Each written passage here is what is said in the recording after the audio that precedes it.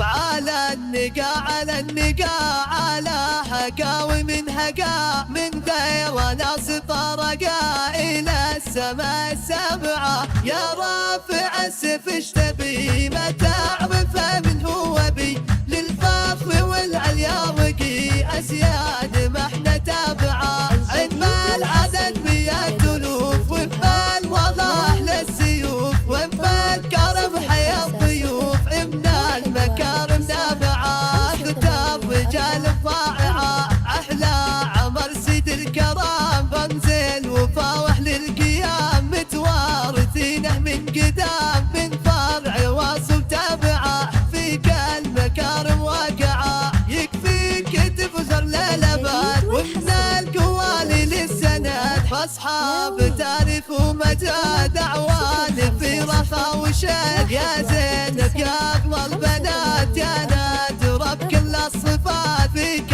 المحاسن ظاهرات مثل النجوم الساطعة من أمك من الطيبة نصيب سليلة أمجاد وطيب بين الديار العامرة أهل الكرم وأهل الضيوف وأهل المحامد والكفوف أهل العلم وأهل الوصوف وأهل المكارم جامعة أهل الحضارة والقيام بعلمهم وصلوا القمام رغم الأنوف الحاسدة يا يم العروس تعطينا في الطيب الدروس وصفك من العلم حروس مثل النجوم الطالعة وابوك يا سيد الرجال اسحاق ونعم الخصال للعدل هو افضل مثال الظن دوما دافعه توارثوا علم وجود توارثوا من الجدود هم اصوهم منابعه من اشفقت ورث الكتاب واللوح والفكر المهاب وبعلمكم صرتم شهاب برقت سمال الشاسعه